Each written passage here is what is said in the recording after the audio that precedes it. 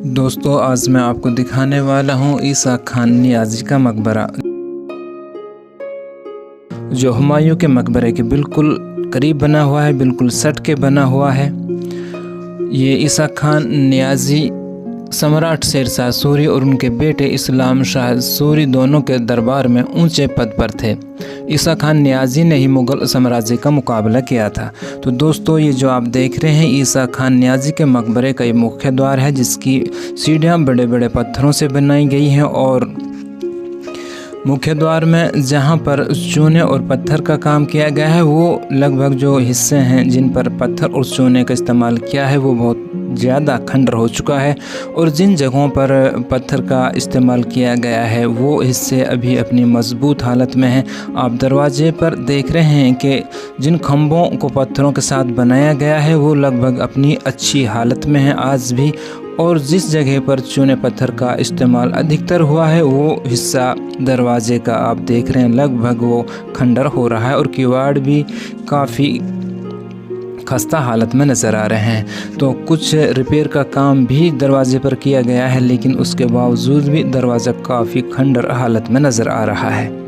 तो दोस्तों, ईसा खान नियाज़ी के मकबरे को बने लगभग 477 या 78 साल के करीब हो गए हैं। ईसा खान ने अपने मकबरे का निर्माण अपने जीवन काल में 1547 से 1548 ईस्वी के दौरान कराया था।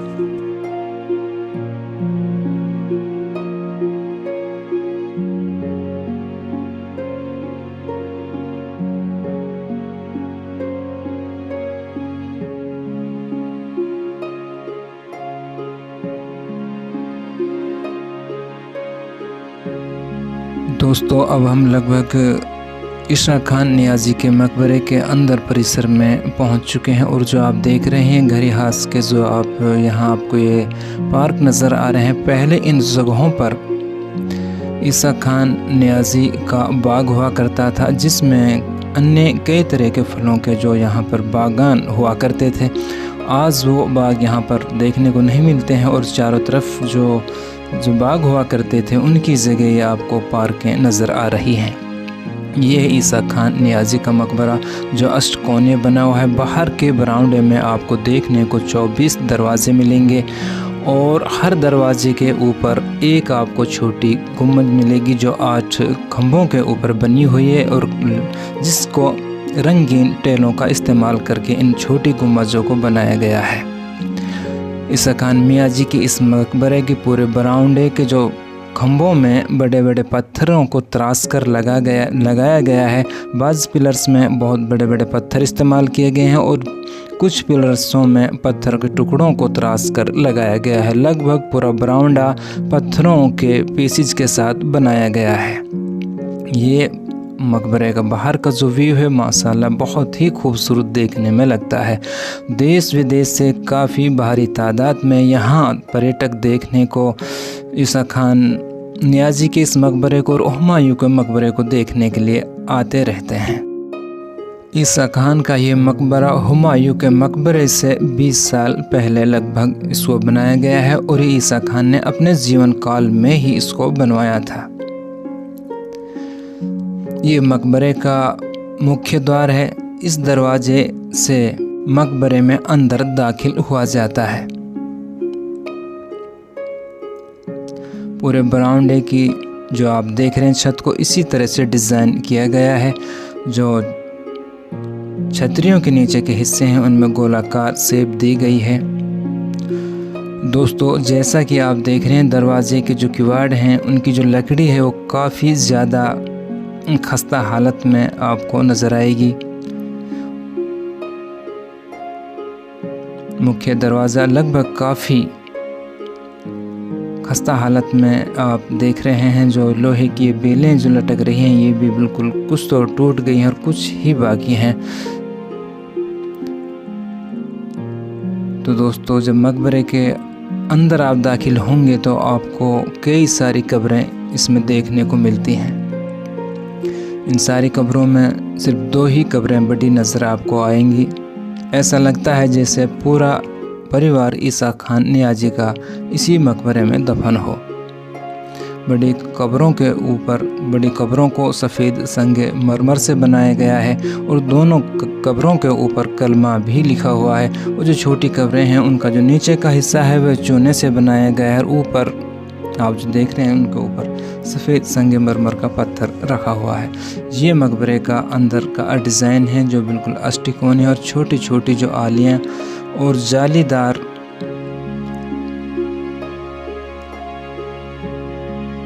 बनाई गई हैं। मकबरे के अंदर का जो है मेहराब है, इस पे कुछ अरबिक आयतें लिखी हुई हैं, अरबी में कुछ आयतें और कुछ कहा जाता है कि फ़ारसी में भी इस पर लिखी हुई हैं, जिनमें लिखा हुआ है कि ये जन्नत का आसरा है।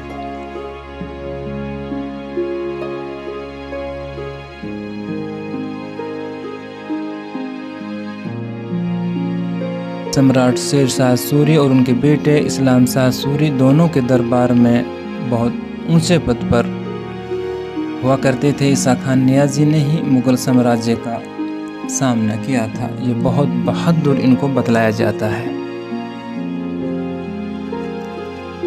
ईसा खान नियाज़ी का जन्म 1453 ईस्वी में हुआ था। सन 1451 से सन 1525 का समय इन खान शासकों के लिए स्वर्णिम काल था। बहुत ही अच्छा इनका समय कहा जाता है। ये वह समय था जब लोधी शासकों का शासन पूरे उपमहाद्वीप पर था। 1548 ईस्वी में 95 वर्ष की आयु में इनका इंतकाल दिल्ली में हुआ था। ईसा खान का मकबरा जो आप देख रहे हैं, दूसरे मुग़ल सम्राट हुमायूं के मकबरे के परिसर के बिल्कुल सट के, ये बिल्कुल उसके पास बना हुआ, उसी के ऐसा लगता है जैसे हुमायूं के मकबरे के परिसर में ही हो।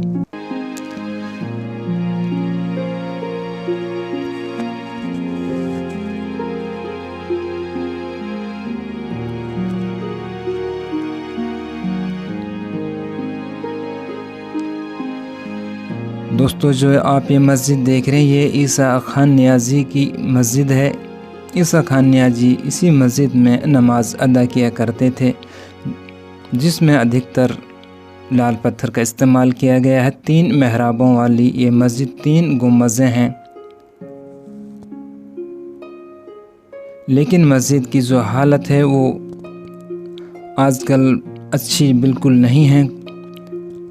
चाहे पर्यटक विदेशी हों या अपने हिंदुस्तान से हों, सारे पर्यटक मस्जिद में जूतों चप्पलों के साथ ही दाखिल होते हैं।